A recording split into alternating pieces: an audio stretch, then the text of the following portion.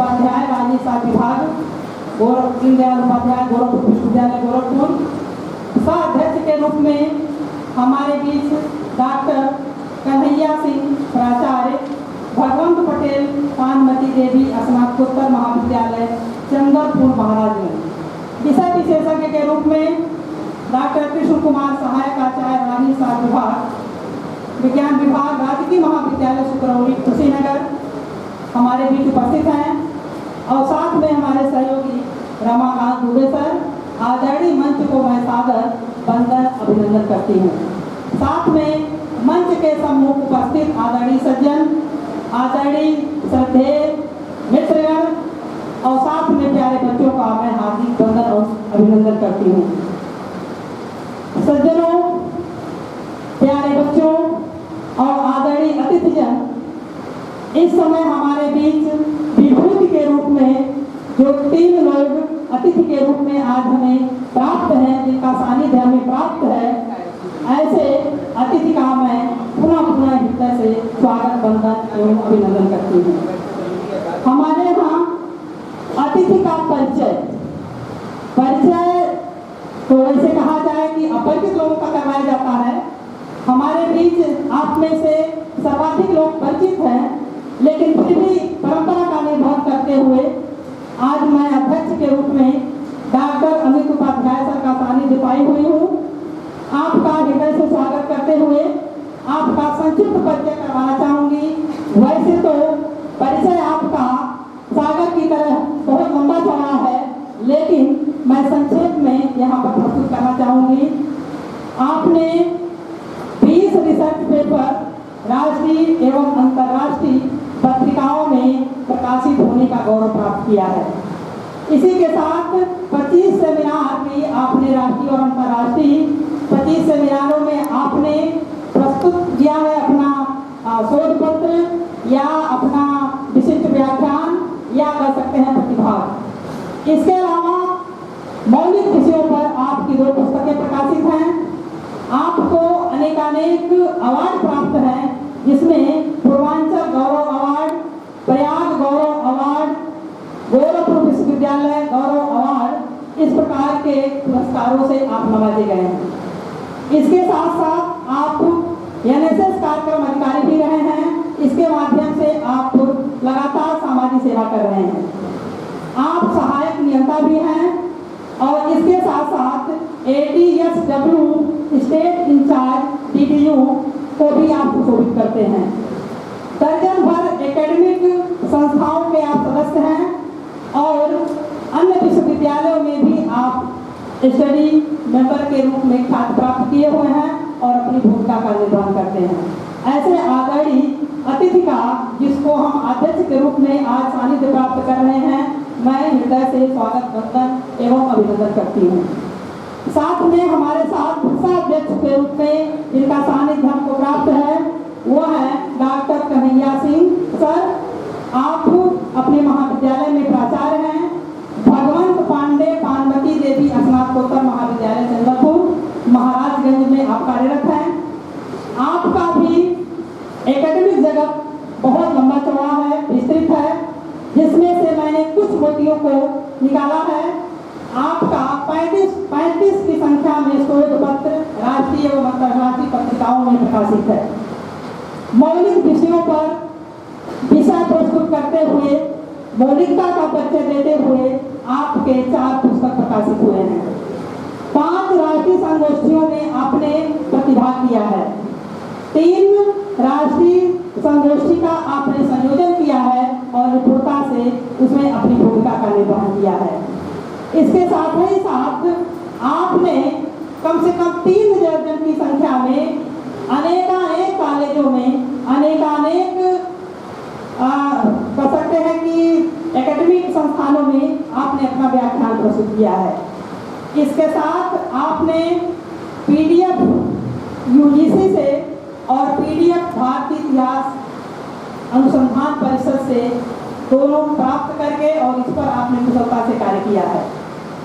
शोध परियोजना के संदर्भ में ICHR नई दिल्ली द्वारा और शोध परियोजना भारतीय दार्शनिक अनुसंधान परिषद नई दिल्ली से 2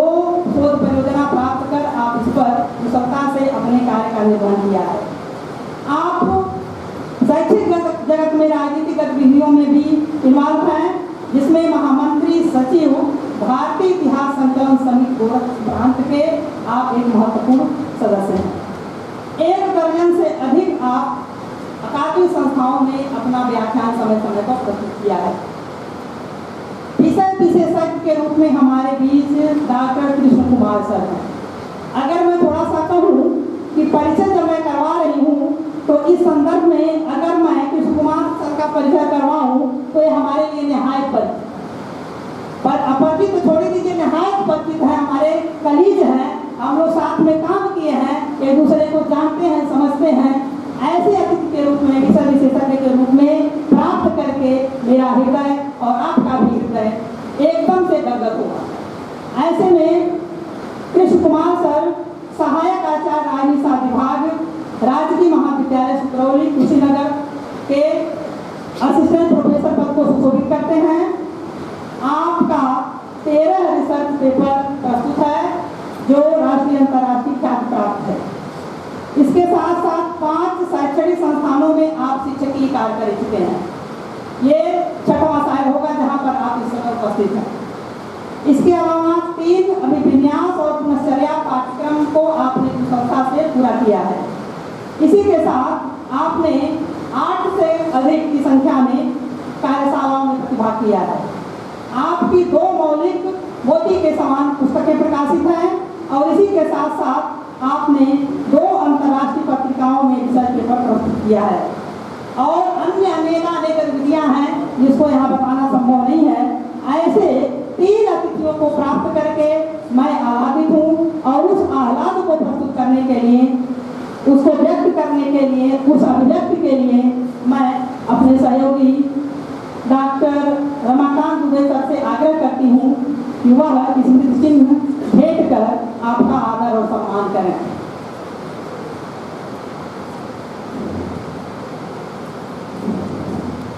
हमारे यहाँ अतिथि देवो भव की परंपरा है। हम ऐसे भारतीय संस्कृति से मिलान करते हैं जहाँ पर अतिथि देवता के समान पूज्य होता है। तो ऐसे अतिथि देवो भव के लिए मैं 2 पंक्तियाँ संप्रेषित करना चाहूँगी कि श्रद्धा की रोली लाई हूँ भाव का चंदन, हम करें आपका स्वागत, हम करें आपका अभिनंदन, हम करें आपका अभिनंदन। अभिनंदन की यह श्रृंखला अभी आगे जारी है। हमारे विषय विशेषज्ञ को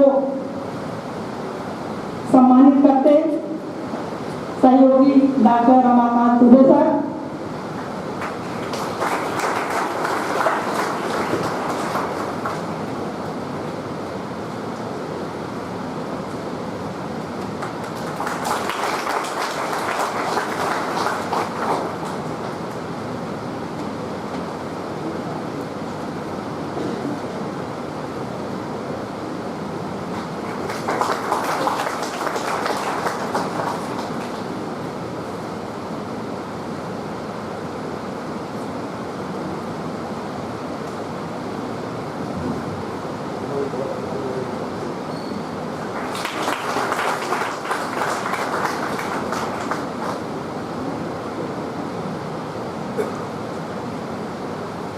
विषय विशेषज्ञ के रूप में हमारे बीच उपस्थित डॉक्टर कृष्ण कुमार सर को सम्मानित करते हुए हमारे सहयोगी।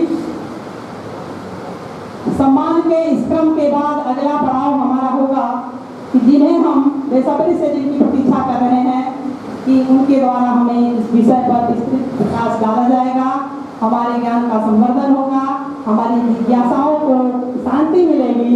उस हेतु में विषय विशेषज्ञ के रूप में डॉक्टर कृष्ण कुमार सर को उद्बोधन हेतु आमंत्रित करती हूँ।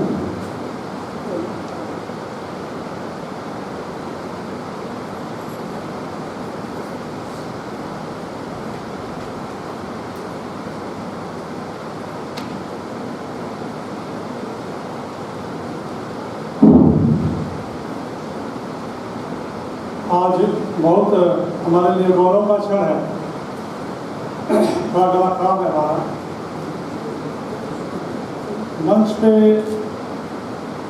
हमारे सम्मानित अग्रज और मंच के सम्मुख भी हमारे अग्रज और जिन लोगों को पढ़ के सुन करके हम लोग आगे बढ़े हैं, ऐसी परंपरा के हम लोग वाहक रहे हैं। परम पूज्य राष्ट्र संत महंत अभेद्यनाथ जी महाराज, ब्रह्मलीन महंत दिग्विजयनाथ जी महाराज के चरणों में अपना श्रद्धांजलि समर्पित करते हुए मैं अपनी बात को आगे बढ़ाना चाहूँगा। मोदी जी की विदेश नीति और 2019 के बाद इस पर प्रकाश डालने के लिए बहुत अच्छा समय था। पीपी सिंह सर सुबह के सेशन में की नोट स्पीकर थे। बहुत अच्छा होता कि हम लोग और ज़्यादा सुनने का मौका मिला होता, कम मिल पाया है। आपको हम लोगों ने बड़ा पढ़ा है, सुना है, और अंतर्राष्ट्रीय राजनीति में आपकी बहुत व्यापक पकड़ भी है।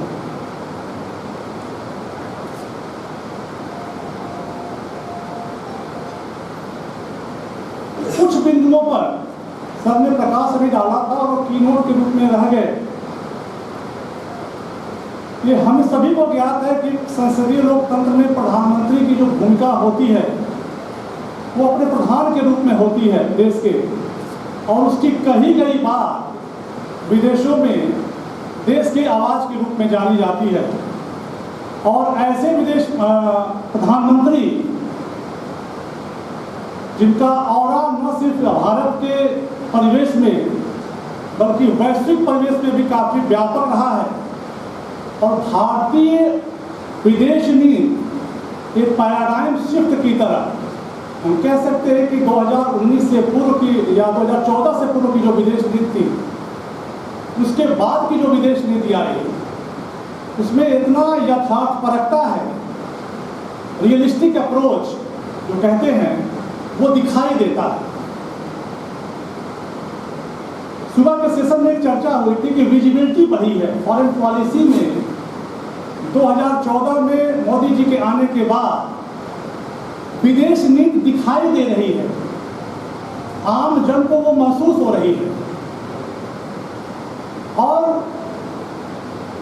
भारत जब ये महसूस करता है, 140 करोड़ से ऊपर की आबादी है और यहाँ की युवा आबादी 70 करोड़ से ऊपर की हो जा रही है, तो सेंस ऑफ प्राउड जो आता है, खास करके इंडियन डायस्पोरा के लोग जो विदेशों में हैं,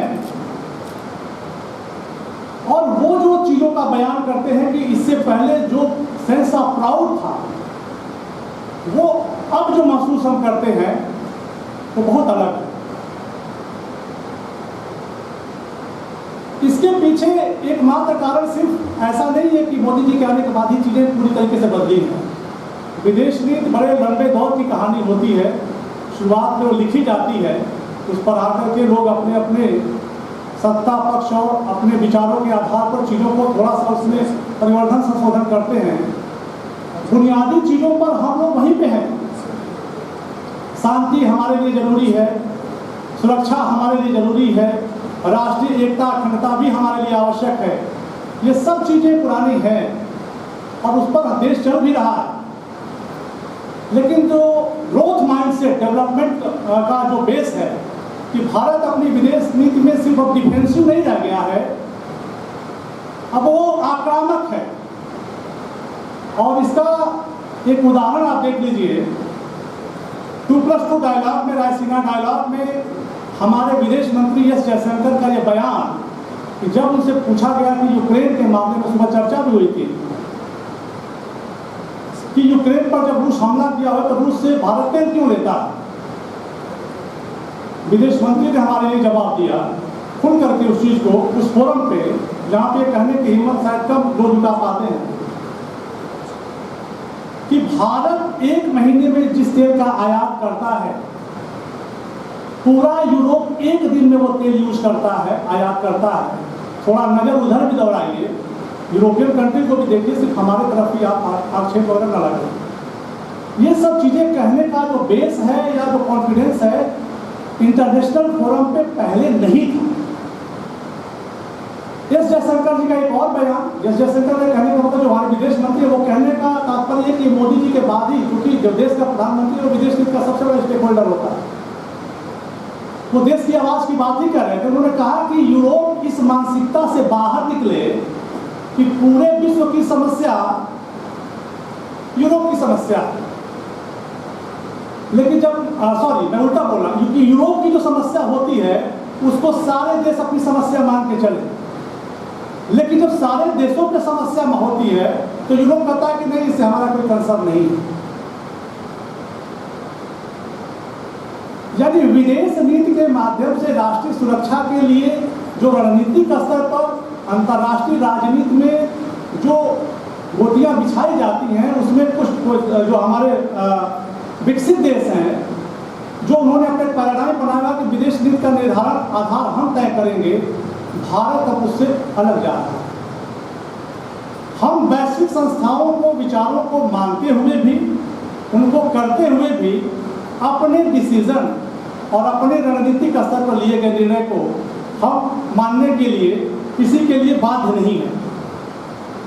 इस आधार पे 10-12 पॉइंट्स मैंने नोट किए थे जो 2019 के बाद भारतीय विदेश नीति में जो परिवर्तन दिखे हैं। टाइम हमको 15 मिनट का मिला है, जब टाइम कंप्लीट होगा मैं इंडिकेट कर दीजिएगा। स्ट्रेटेजिक ऑटोनॉमी एक्सरसाइज खूब बढ़ी हमारे रणनीतिक स्तर पर भारत अपनी स्वायत्ता का परिचय दे रहा है और ये विभिन्न मंचों के माध्यम से मल्टीलेटरल इश्यूज में या मल्टीलेटरल ऑर्गेनाइजेशन के माध्यम से भारत उस बात को रख रहा है कि अब रणनीतिक स्तर पर भारत सिर्फ नाम का ही मात्र सदस्य नहीं है।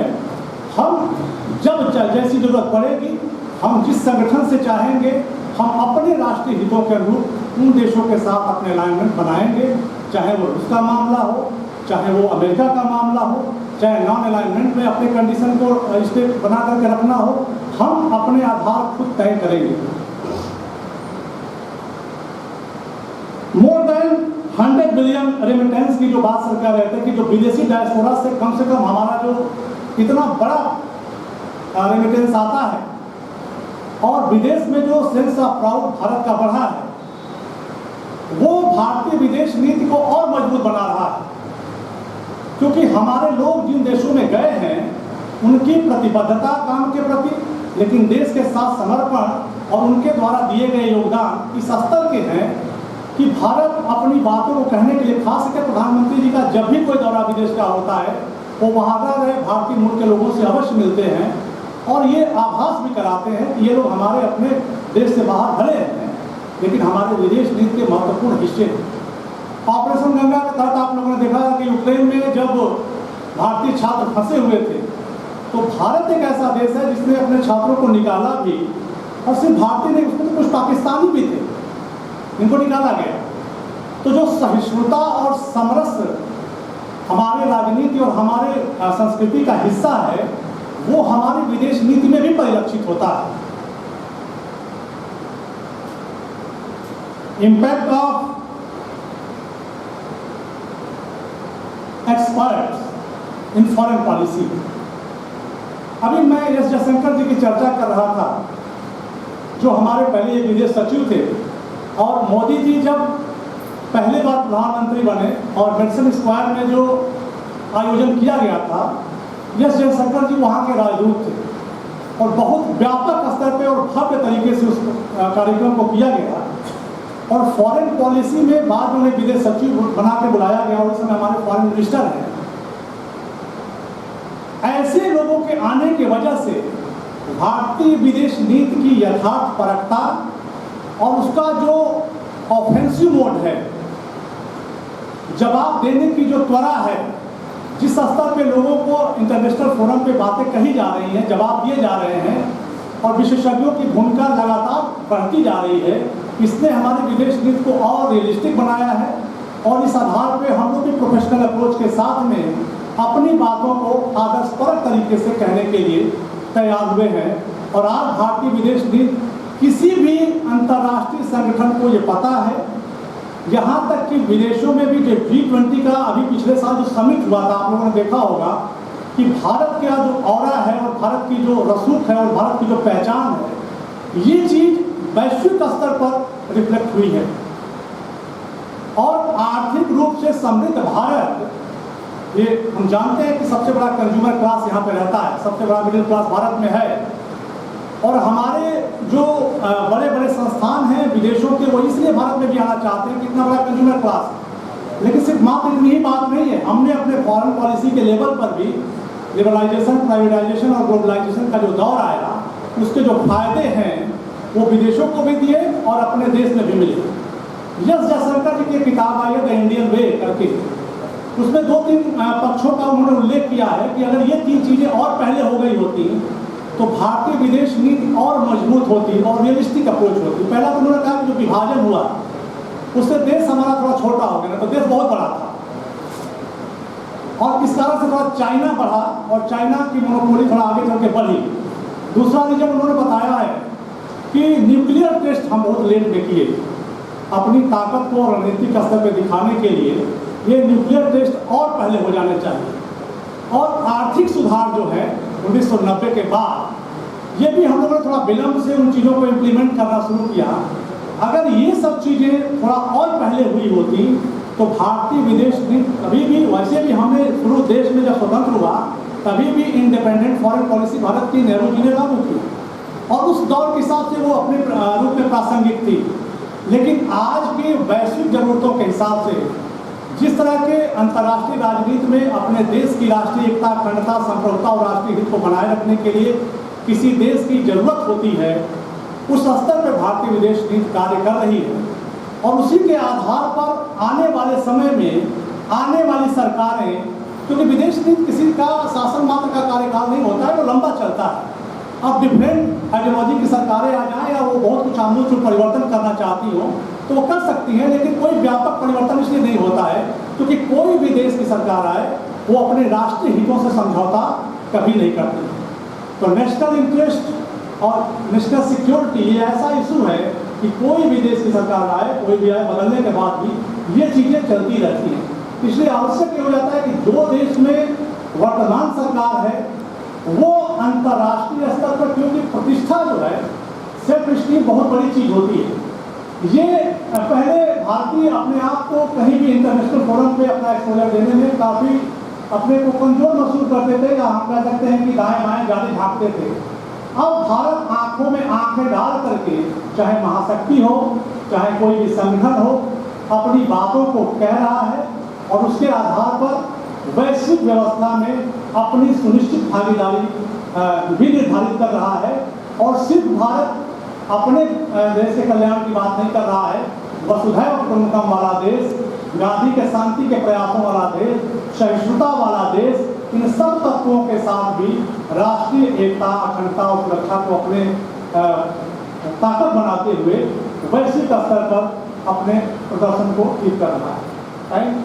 मुझे लगता है कि क्योंकि इसमें वास्तव में विदेश नीति पर बहुत बड़े बड़े एक्सपर्ट बैठे हुए हैं, EBC सर बैठे, हम लोग 1.5 घंटा 2 घंटा आपको सुने होते, या अभी हमारे अमित भैया हैं, अभी आप भी आए, में काफ़ी बहुत दखल रखते हैं और बहुत अच्छी नॉलेज है, सामने अभिनव भैया है, तो थोड़ा टाइम और मिलता, लेकिन चूंकि अपने समय और सेमिनार की मर्यादा होती है तो इन्हीं सब शब्दों के साथ मैं दिवाली को विराम करूँ।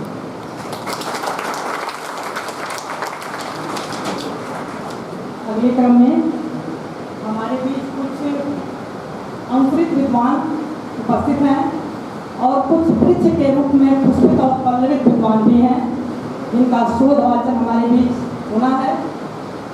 इसके क्रम में मैं अनु सिंह MA 3rd सेमेस्टर की छात्रा हैं, आपको शोध वाचन हेतु का आग्रह करती हूँ।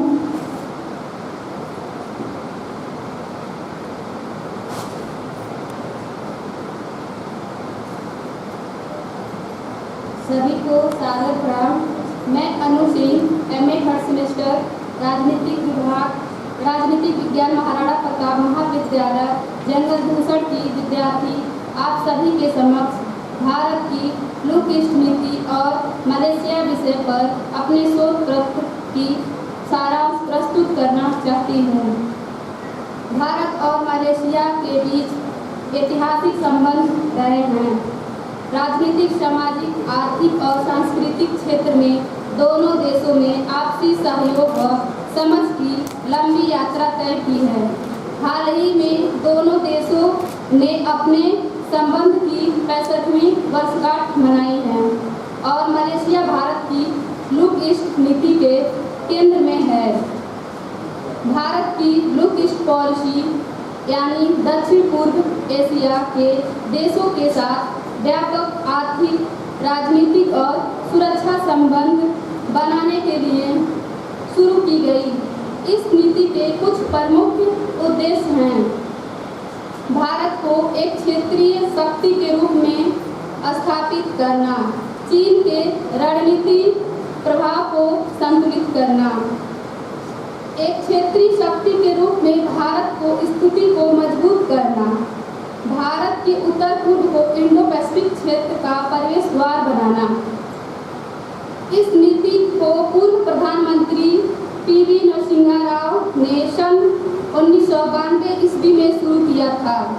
इस नीति के तहत भारत के कई तरह की अहम पहले हैं, जैसे कि ये आसियान के साथ व्यापार बढ़ाना, आसियान क्षेत्रीय मंच ARF में शामिल हुए, महामारी के दौरान आसियान देशों को दवा और चिकित्सा आपूर्ति मुहैया कराना।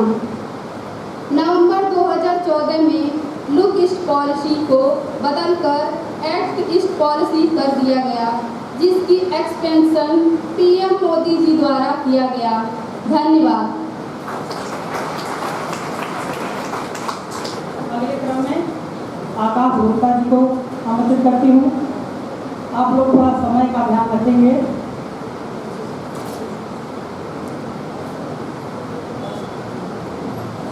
सभागार में उपस्थित सभी विद्वानजनों को मेरा सादर प्रणाम।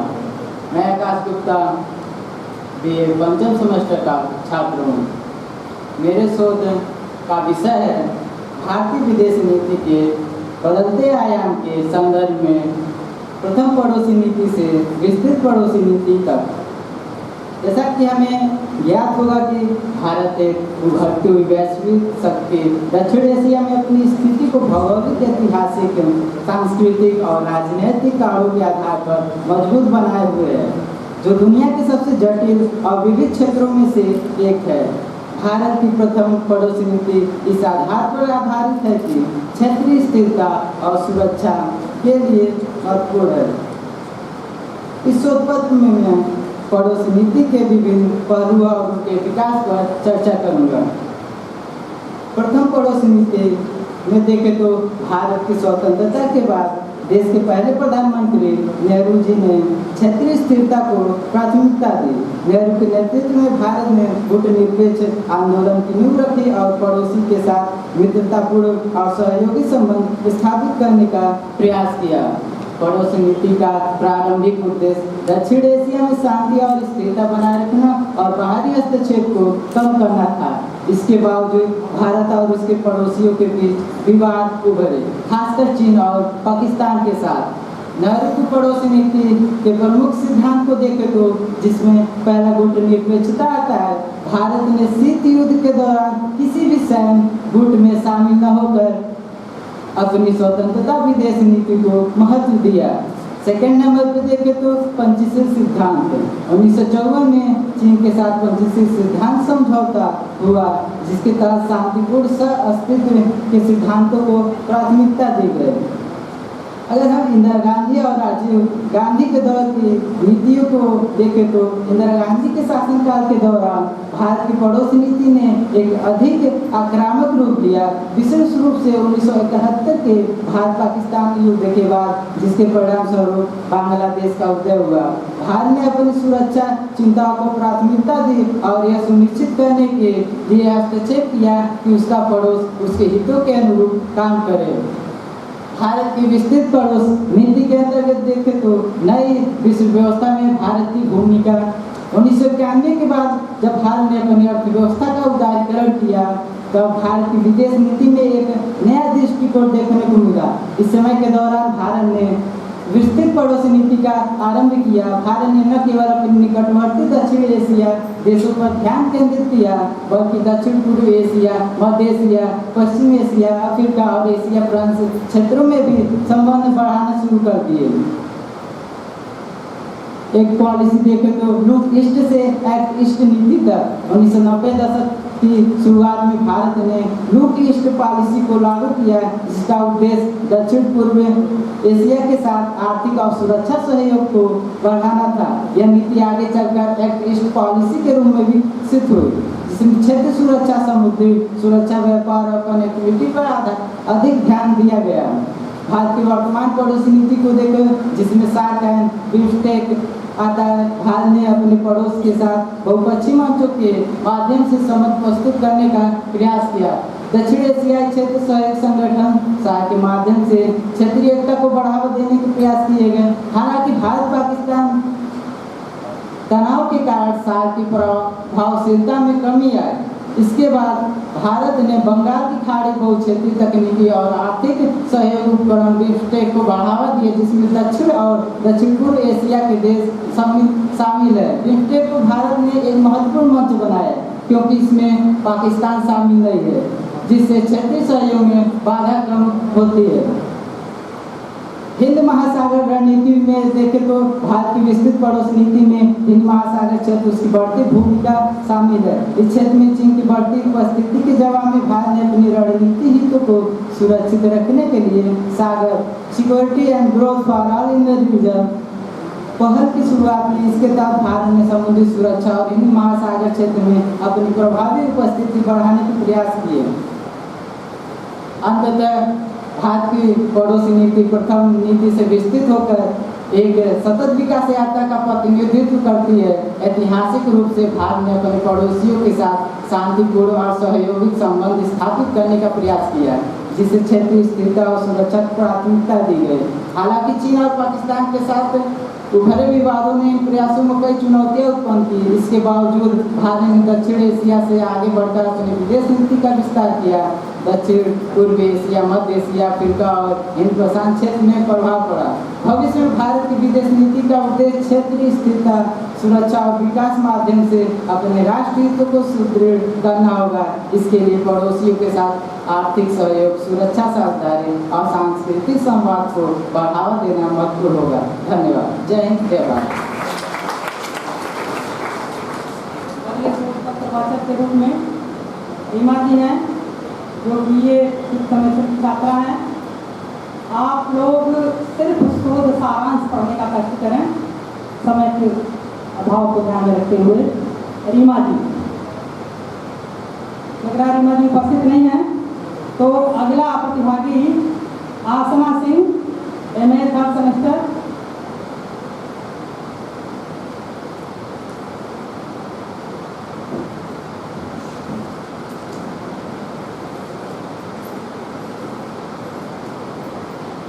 यहाँ पर उपस्थित अतिथिगण, अध्यापकगण व मेरे सभी सहपाठियों को मेरा सादर प्रणाम। सबसे पहले मैं आप सभी को धन्यवाद करना चाहती हूँ कि आप सभी ने मुझे इस मंच पर आकर बोलने का अवसर प्रदान किया। मेरा नाम आसना सिंह, मैं महाराणा प्रताप महाविद्यालय जंगल गोरखपुर के कक्षा MA 3rd सेमेस्टर की छात्रा हूँ। आज मैं आप सभी के समक्ष एक राजनीति विज्ञान विभाग द्वारा एक शोध सारांश प्रस्तुत करना चाहती हूँ, जिसका विषय है 2019 के बाद से भारतीय विदेश नीति में बदलाव। विश्व का सबसे बड़ा लोकतंत्र भारत विश्व में सुदृढ़ एवं सशक्त विदेश नीति के लिए जाना जाता है। साथ ही राष्ट्रीय एवं अंतर्राष्ट्रीय परिस्थितियों के अनुकूल अपना सामंजस्य स्थापित करने में भी भारतीय विदेश नीति सदैव सफल रही है। 1947 से वर्तमान तक भारत को विदेश नीति के क्षेत्र में अनेक मुकाम हासिल हुए हैं। स्वतंत्रता से वर्तमान तक भारतीय विदेश नीति का निरंतर विकास हुआ है। यह एक गतिहीन विदेश नीति न होकर गतिशील विदेश नीति है। जैसे जैसे भारत में राष्ट्रीय हितों में विदेशी परिस्थितियां परिप्रेक्ष्य में परिवर्तन आया है, वैसे ही विदेश नीति का स्वरूप भी बदल गया है। मई 2014 में शपथ ग्रहण से ही नरेंद्र मोदी ने विदेश नीति को प्रशासन का आधार बना दिया है। वह विदेश नीति और घरेलू परिवर्तन के बीच एक करीबी गठजोड़ स्थापित करने में काफी सफल रहे हैं। प्रधानमंत्री नरेंद्र मोदी के नेतृत्व में भारतीय विदेश नीति ने एक मजबूत राष्ट्र के रूप में भारत की संभावित विशेषताओं को फिर से स्थापित करने के लिए एक नए दृष्टिकोण, गतिशीलता और इनके समावेश पर जोर दिया। भारत गुणनिरपेक्षता के अतीत से बाहर निकल चुका है तथा अपने हितों के अनुरूप अन्य राष्ट्रों से संबंध बना रहा है। भारतीय विदेश नीति नरेंद्र मोदी के नेतृत्व में सफलताओं के चरम पर पहुंच रही है। वह वैश्विक पटल पर भारत के प्रभाव में निरंतर वृद्धि हो रही है। नरेंद्र मोदी ने वैश्विक व्यवस्था में भारत की भूमिका को बदलने का प्रयास किया है तथा उन्होंने ऐसे संकेत दिए हैं कि भारत अंतर्राष्ट्रीय व्यवस्था की प्राथमिकताओं को परिभाषित करने की इच्छा और योग्यता रखते हैं। धन्यवाद। अगले प्रतिभागी के रूप में हमारे बीच उपस्थित हैं डॉक्टर दीप सिखारा कौंसिल, सहायक आचार्य विज्ञान विभाग, भारत प्रताप महाविद्यालय Jangalpur.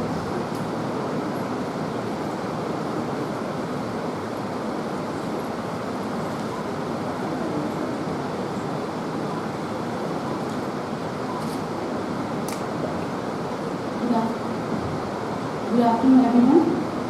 Myself, Deepshikha Nagavamshi. I am honored to welcome our guests and very thankful to organizing committee. My title is One Earth, One Family and One Future, a vision for global harmony. At a time when the world is dealing with complicated issues, including pandemics, conflicts, climate change and resource scarcity, India has assumed leadership of the G20. However, because of its deeply ingrained socio-cultural ethos in addition to the political and economic significance, India is particularly fitted for this role. India stands out as a civilization with millennia for this role. History, customs and philosophies that emphasize unity to the society in contrast to most other countries that are chiefly characterized by contemporary geopolitical boundaries inspired by the ancient Sanskrit of possible Kutuka. That means the world is one family. India's G20 presidency theme in an era where the interconnection of global harmony. India's leadership offers a nuanced and equitable approach to governance. The COVID-19 pandemic revealed that the world's complexity cannot be addressed by one-size-fits-all model. It demands solutions to the context-specific yet globally collaborative. India's pluralistic heritage position advocate to sustainable inclusive development. Thank you. अगले प्रतिभागी हमारे पास विवेक कुमार गुप्ता जी हैं।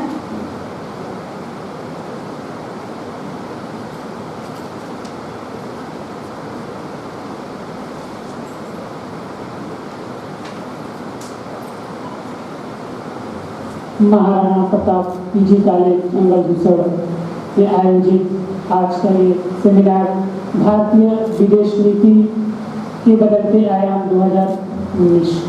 भारत की आज यहाँ पे उपस्थित जो हमारे मंच असीन अतिथि हैं और मैं तो अभी सभी के बारे में बहुत नहीं जानता, लेकिन विश्वविद्यालय के आदरणीय गुरुजी अमित उपाध्याय जी को मैं अच्छी तरीके से जानता हूँ और बाकी सभी अतिथियों को मैं कोटि कोटि आभार और वंदन व्यक्त करता हूँ। हम आज इस सेमिनार में आए हैं गोरखपुर विश्वविद्यालय का मैं शोध छात्र विवेक कुमार गुप्ता। बात हो रही है भारतीय विदेश नीति की। अगर हम भारतीय विदेश नीति के 2019 की बात करते हैं, लेकिन अगर 2014 के बाद की भारतीय विदेश नीति को देखें तो भारतीय विदेश नीति उसके पहले एक आदर्शवाद के रूप में थी, बहुत हद तक आदर्शवादी के रूप में थी।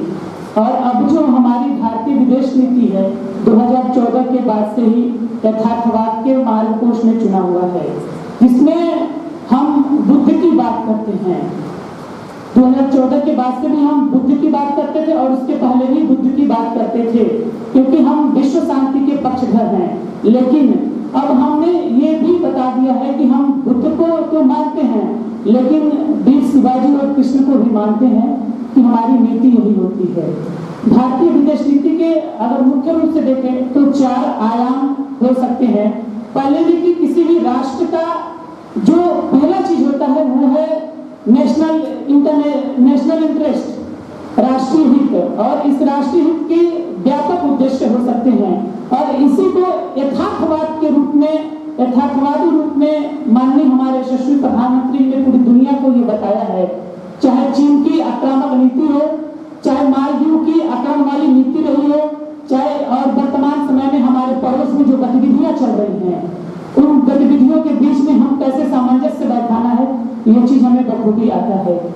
दूसरी चीज ये है कि हमें बाहरी परिवेश बनाना है जो समावेशी घरेलू विकास के अनुकूल हो, हमारी बुनियादी ढांचा विकसित हो और हमारे इंफ्रास्ट्रक्चर मजबूत हो।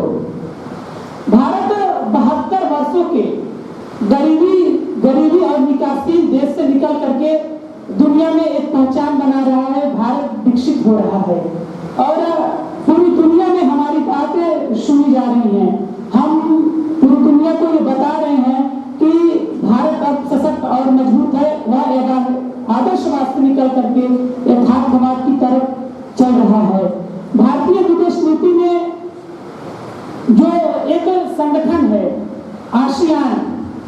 आसियान संगठन 1967 में थाईलैंड में आयोजित एक संगठन है, इसमें जो हमारा एक क्षेत्रीय संगठन है और इस संगठन के माध्यम से हम चीन की आक्रामक नीति का जवाब दे सकते हैं।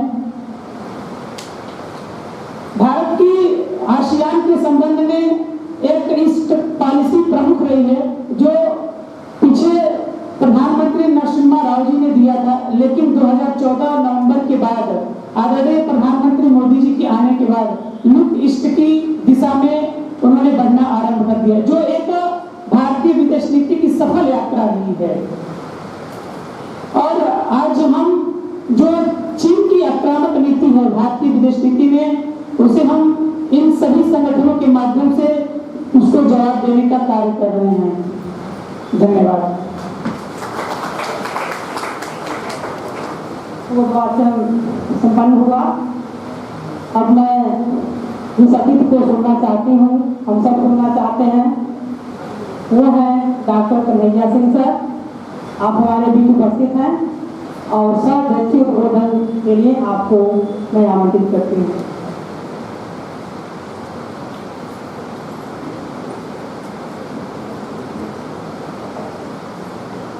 धन्यवाद संचालिका महोदय। आज के मंच की अध्यक्षता करते हुए डॉक्टर अमित उपाध्याय जी, विषय विशेषज्ञ डॉक्टर कृष्ण कुमार पाठक जी,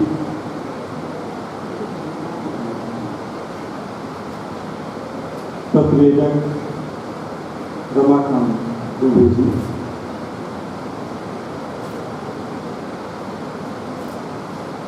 सामने बैठे हुए आचार्य हैं, इसमें से कुछ गोरखपुर विश्वविद्यालय अन्य महाविद्यालयों के भी होंगे, इस महाविद्यालय के छात्र छात्राएं, शोधार्थी। मैं तो इतिहास का विद्यार्थी हूँ पूरी तरह से, और वो भी प्राचीन इतिहास का।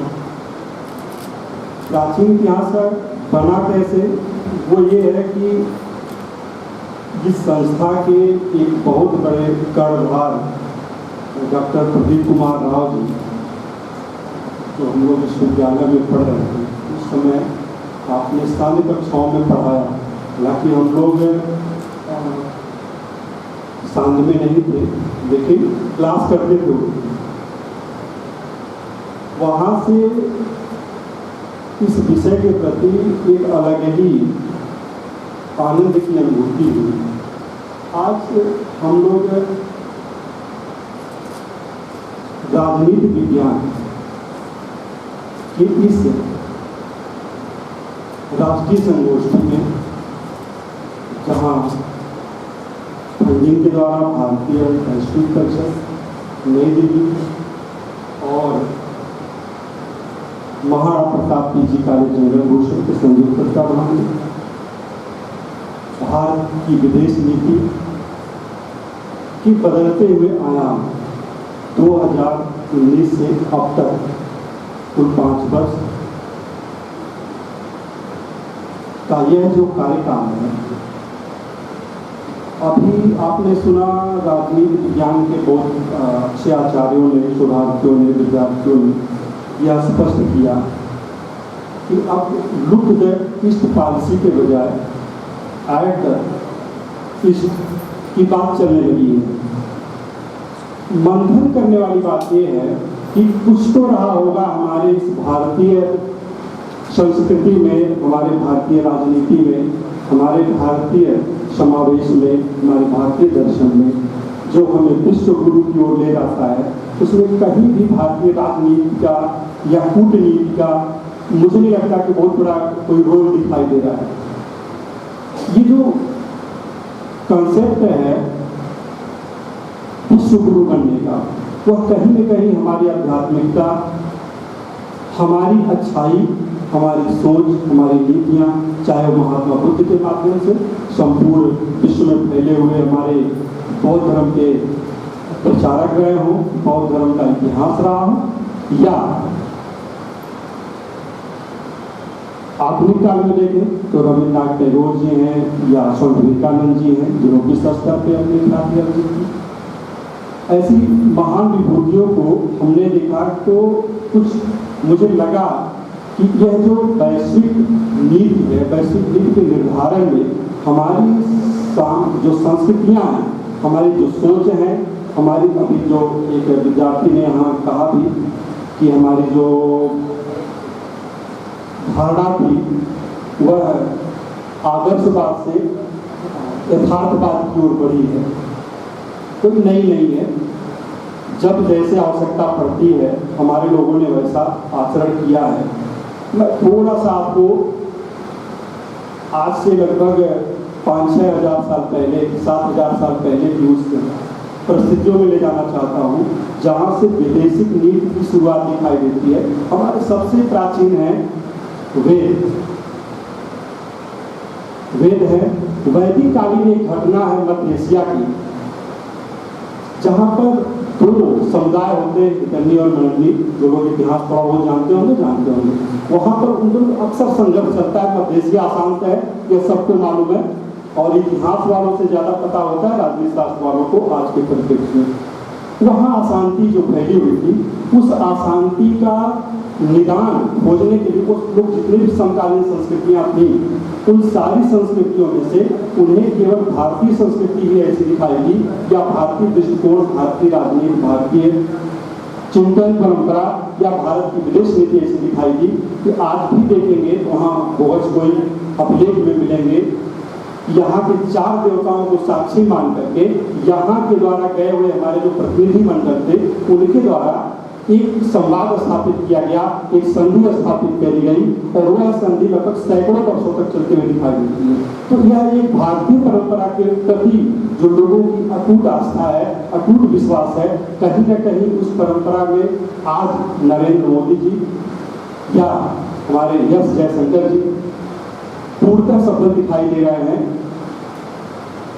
परिस्थितियां जो भी हो, विचार जो भी हो, बदलते रहेंगे, आयाम बदलेंगे, विचार बदलेंगे, लेकिन जो प्लेटफॉर्म होता है, हमारा प्लेटफॉर्म वहीं से बनकर तैयार हुआ है। और जो एक बार मान लिया गया है कि भारत किसी का अहित कर ही नहीं सकता, तो यह धारणा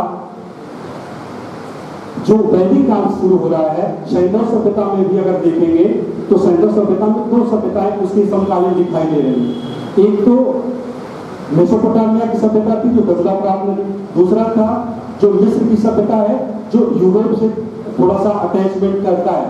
दोनों सभ्यताओं में अक्सर युद्ध हुआ करते थे। उनमें भी अगर कोई भूमिका निभाने वाला था, मध्यस्थता करने वाला था, शांति की बात करने वाला था, तो वह केवल भारत था। निश्चित तौर पे वह दौर खत्म होता है। उस दौर के बाद नेक्स्ट जब बड़े बड़े साम्राज्य स्थापित होते हैं, मौर्य काल स्थापित होता है, फिर वहाँ पर हम एक विदेश नीति का संचार देखते हैं, चाहे वो चंद्रगुप्त चाणक्य के माध्यम से, जो राजनीति शास्त्र के बहुत बड़े प्रणेता थे। उन्होंने एक पुस्तक भी लिखी राजनीति शास्त्र, जिसका नाम अर्थशास्त्र है। वहाँ से एक अन्य विदेश नीति शुरू हुई। यद्यपि वह नीतियाँ आज कितनी प्रासंगिक हैं इस पर बहस करना अभी ना तो समय है और ना ही शायद उचित है।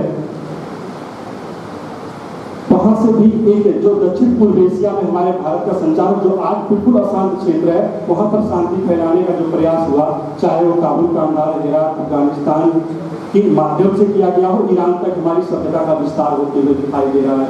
हमारे विचार जा रहे हैं, जहाँ भी जा रहे हैं शांति का संदेश पहुँचा रहे हैं।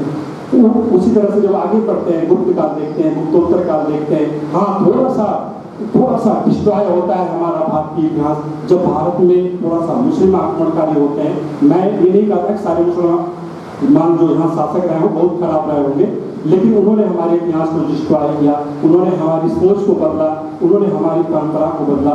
अभी कुछ एक विद्यार्थी कह रहे थे या कोई साहब बोल रहे थे कि अभी तक हम मतलब 2014 से पहले या 2019 से पहले हम अनुनय विनय की नीति पर चल रहे थे, यानी डरते थे अपनी बात कहने में। आज हम अपनी बात सरलता से कहते हैं और इस विश्व के लिए उसको उतनी तत्परता के साथ सुनते हैं।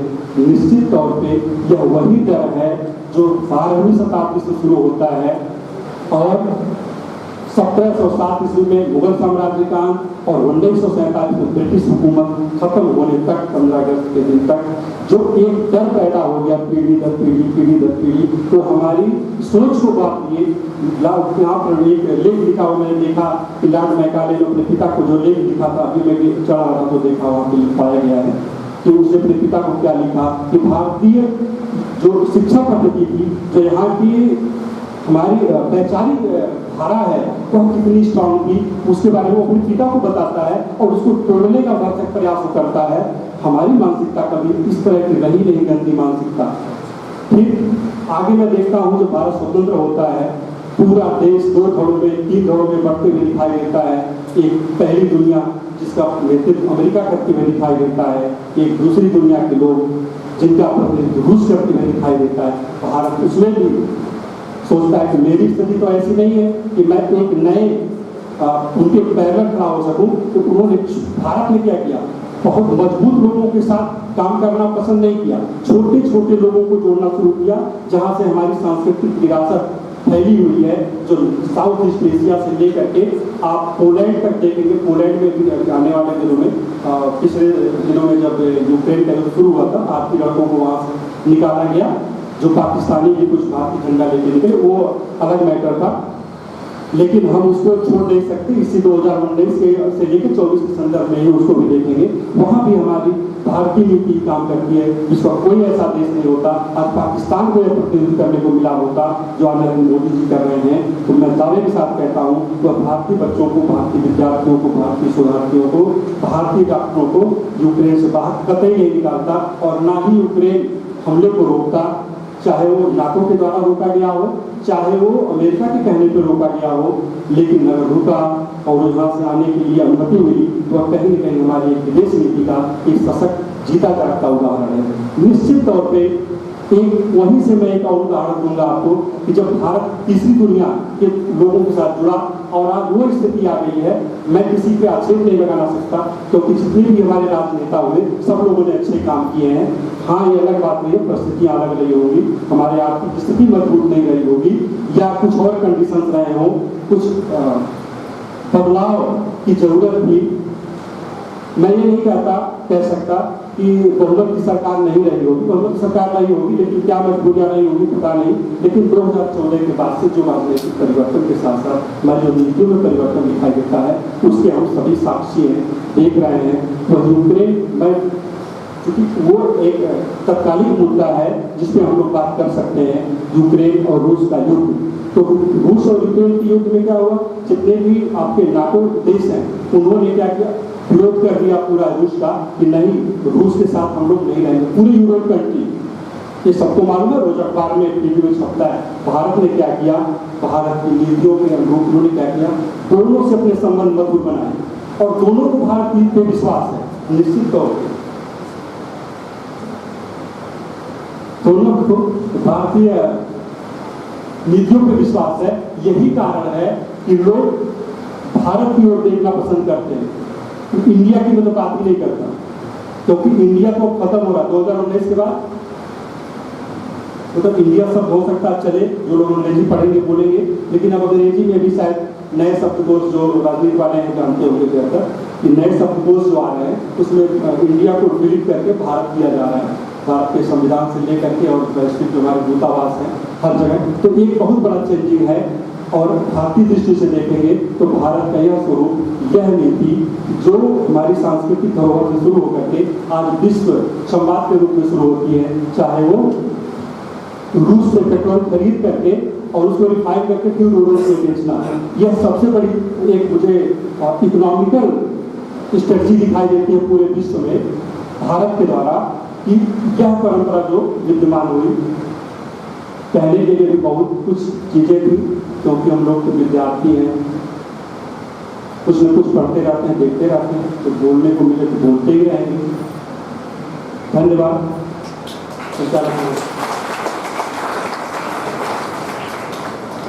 धन्यवाद सर। समय की सीमा का उल्लंघन नहीं कहेंगे, हम लोग पाबंद हैं। अगले क्रम में मैं अध्यक्ष उद्बोधन हेतु डॉक्टर अमित कुमार उपाध्याय सर को आमंत्रित करती हूँ।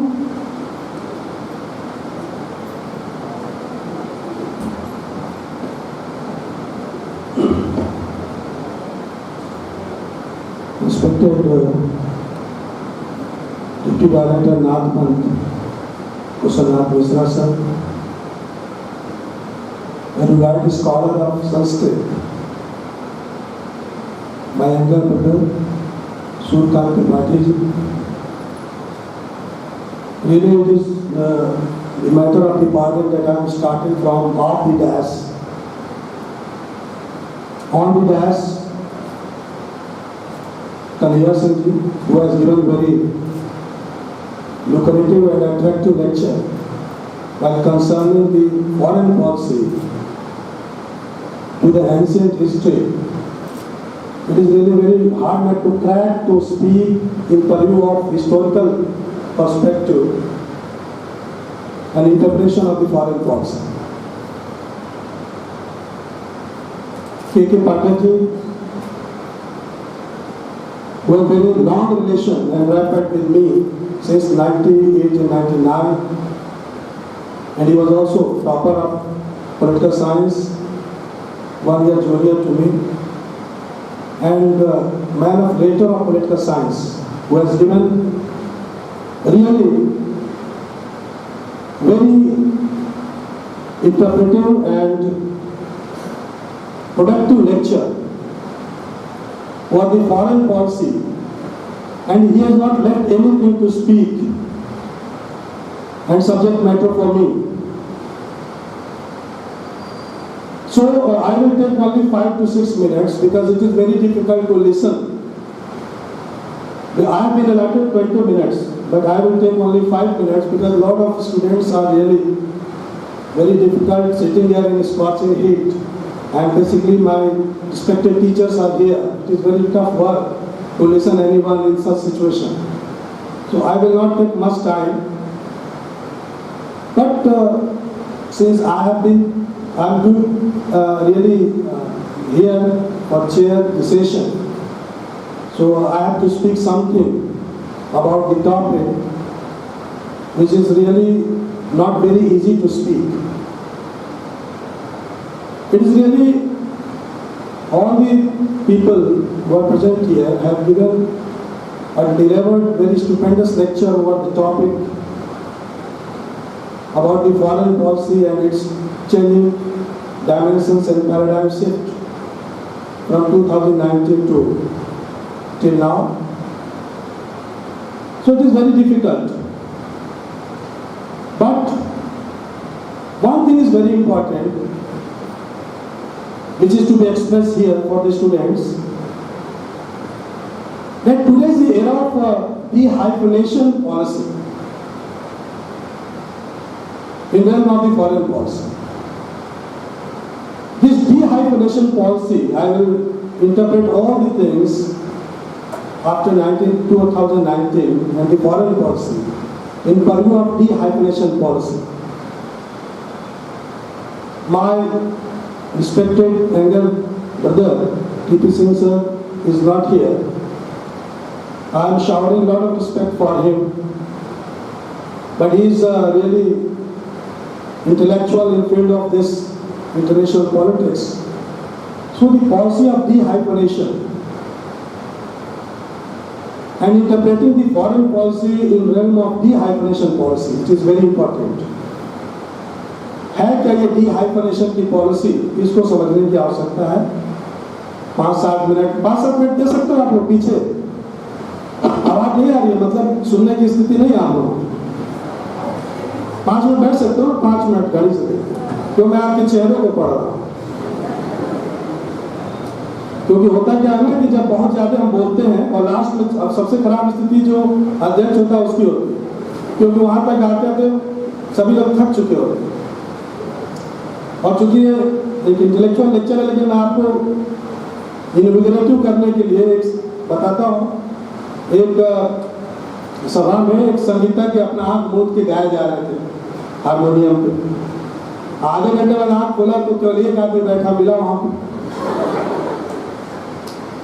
हजारों की संख्या में केवल एक आदमी बैठा मिला वहां पे।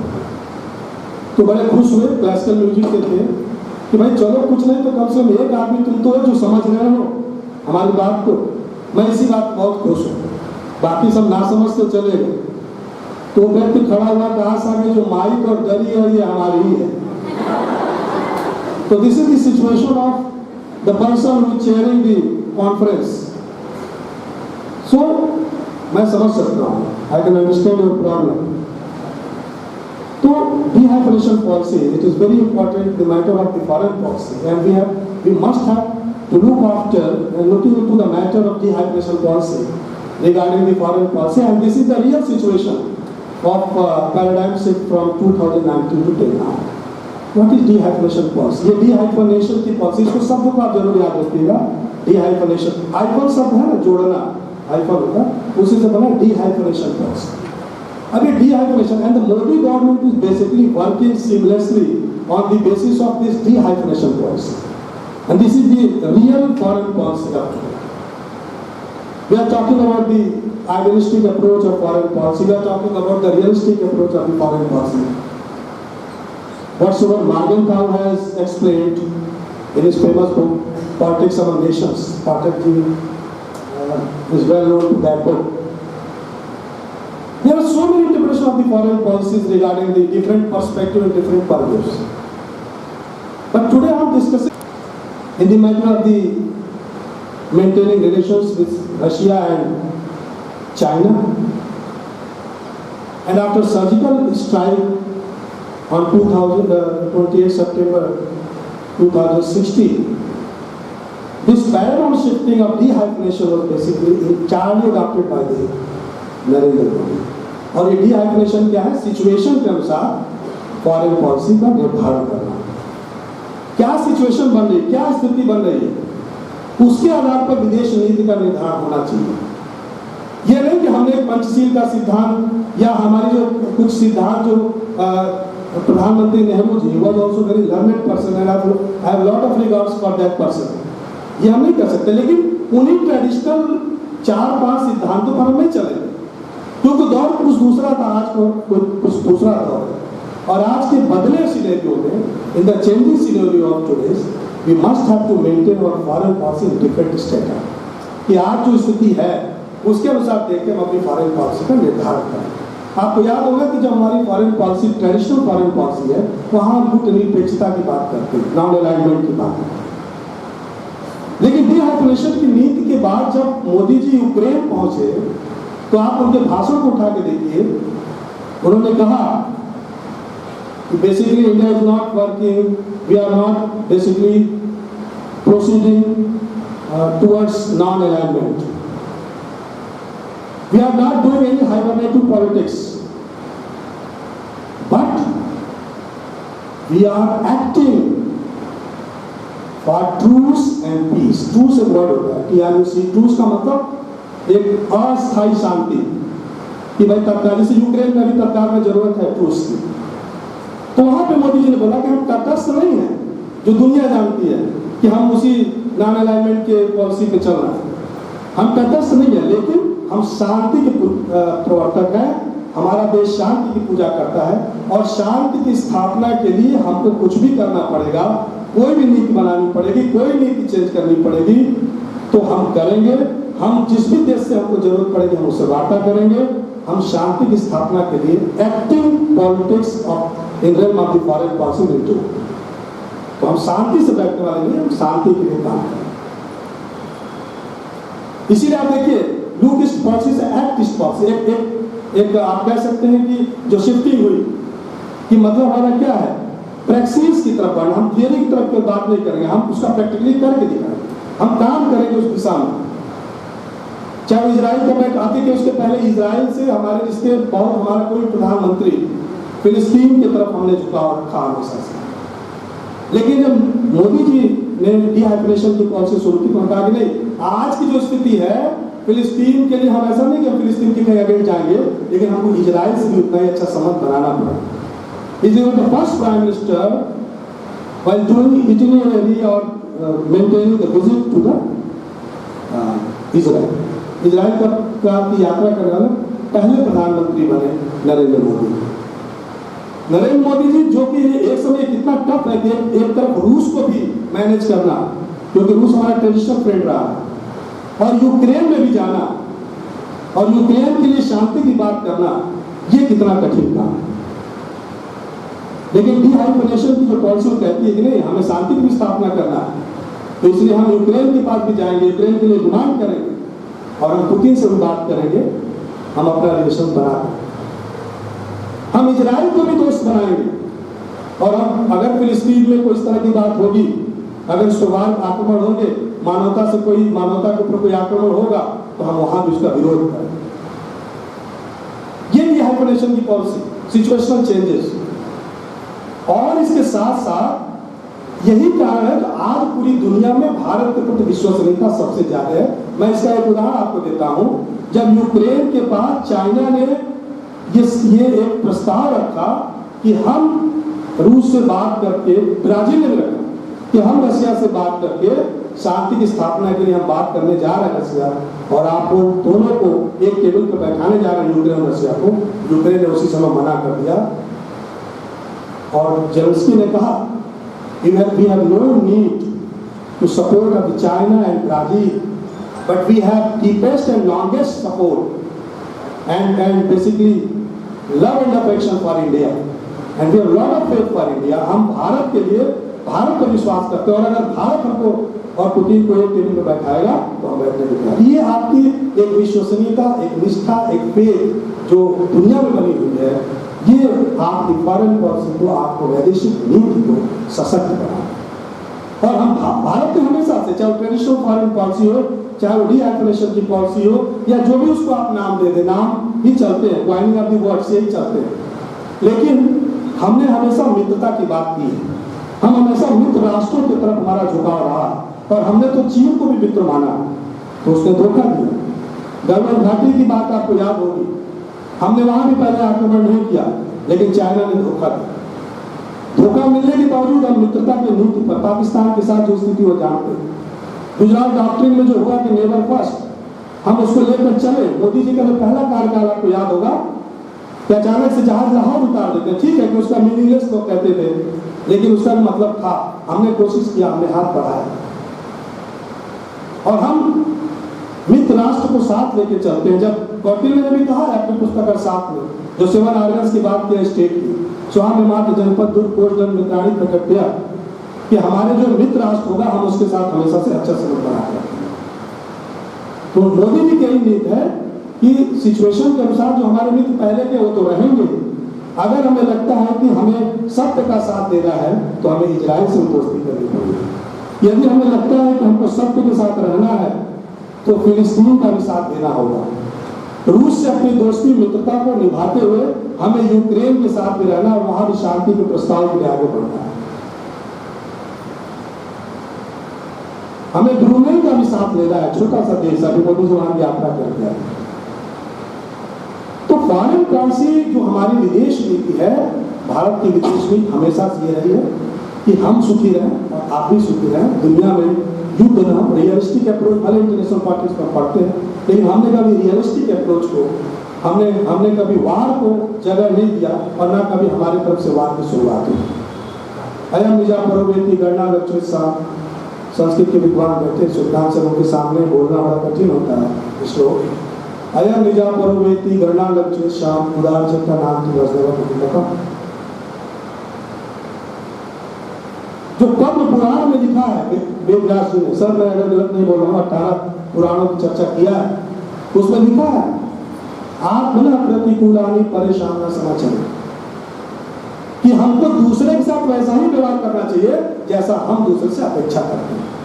यही है विदेश नीति का आधार, कि अगर हम चाहते हैं कि हमारे शांति बनी रहे, यदि हम चाहते हैं कि हमारे साथ दूसरे देश अच्छा व्यवहार करें, यदि हम चाहते हैं कि हमारे साथ दूसरे राष्ट्र कॉर्डियल रिलेशंस बना के रखें, यदि हम चाहते हैं कि दूसरे राष्ट्र हमारे उत्थान में सहयोगी बने, हमको भी उनके साथ वैसा ही आचरण करना पड़ेगा, वैसा ही रहना पड़ेगा, उसी तरह की नीतियाँ बनानी पड़ेगी, तभी जाके हम एक सक्सेसफुल फॉरेन पॉलिसी की तरफ बढ़ सकते हैं। 5 मिनट का समय लेके बात यही होता है, टीचर के साथ बहुत बड़ी प्रॉब्लम, टीचर और वकील दो अगर खड़े हो गए भूल जाते हैं समय, 5 मिनट बताएंगे और 20 मिनट बोल जाएंगे। तो मैं भी कुछ ज़्यादा बहुत थोड़ा और बोलना चाहता था, लेकिन चूँकि सभी लोग थोड़ा थके हुए हैं और मैं अपने सारे स्टूडेंट्स को और रिस्पेक्टेड टीचर्स जो हमारे जनरल भूषण के हैं, ये मिसाल है और मैं इसलिए यहाँ आना चाहता हूँ बार बार। मैं आपको बता दूँ कि आपका महाविद्यालय पूरे, अगर मैं उत्तर प्रदेश में कहूँ तो बड़ी बात नहीं होगी, it is not matter of aggrandizement. आप सोच रहे हैं सर चापलूसी कर रहे हैं, मुझे किसी की चापलूसी की आवश्यकता नहीं, लेकिन ये मिसाल मानी जाती है डिसिप्लिन के लिए, शिक्षकों के त्याग और समर्पण के लिए ये बेस्ट प्लेस मानी जाती है। आपको शायद यहाँ नहीं पता, लेकिन बाहर आप जाएंगे तो आपको भी पता होगा कि जनरल भूषण के जो शिक्षक हैं वो किस तरीके से ट्यूशन के साथ लगे होते हैं, जो बच्चे हैं वो किस तरह कितनी एक्टिविटीज़ होती है।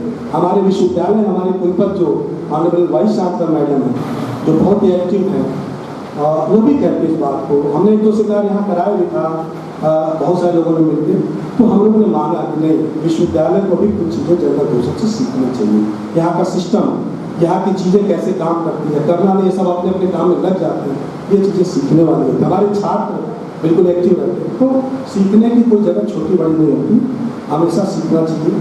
Learning digital continuous process from cradle to grave, जन्म से मृत्यु तक सीखना ही है।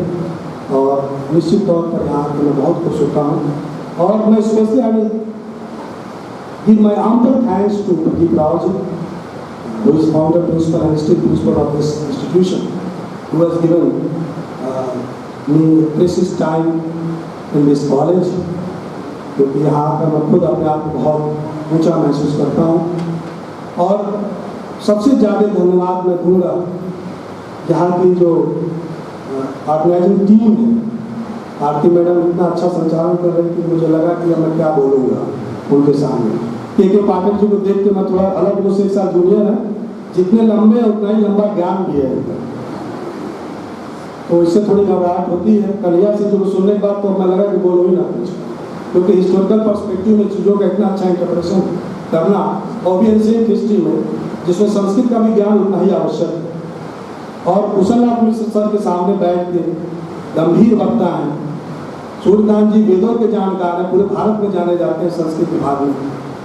और यहाँ जो अभी मैडम होम साइंस की थी मैडम, आपने बहुत अच्छा, आपने इतना अच्छा प्रेजेंटेशन किया, आप सभी लोग बैठे रहे, स्टूडेंट्स हमारे बहुत अच्छा बोले, तो really matter of the heartfelt appreciation to all of you, and still I am giving my ample thanks to all of you, and in the last but not the least, my deepest thanks to the members of the dais and the organizing committee as well as the management of this college.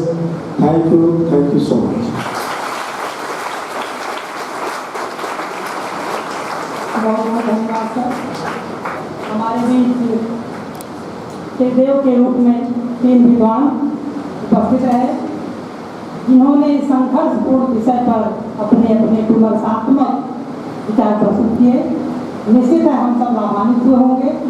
और सम्मुख बैठे आदरणीय 2 अतिथिगण जो श्रोता के रूप में हमारे सामने उपस्थित हैं, आपके धैर्य को सलाम करती हूँ कि आप पूरे तकनीकी सत्र में धैर्य से सुना, और बहुत बहुत आपको भी बधाई और धन्यवाद। मैं आशा करती हूँ कि हमारे त्रिदेव अतिथिगण जब भी हम इस प्रकार की कोई इच्छा और आशा व्यक्त करें तो हमारी प्रार्थना को स्वीकार करने का कष्ट करेंगे। बहुत बहुत धन्यवाद सर।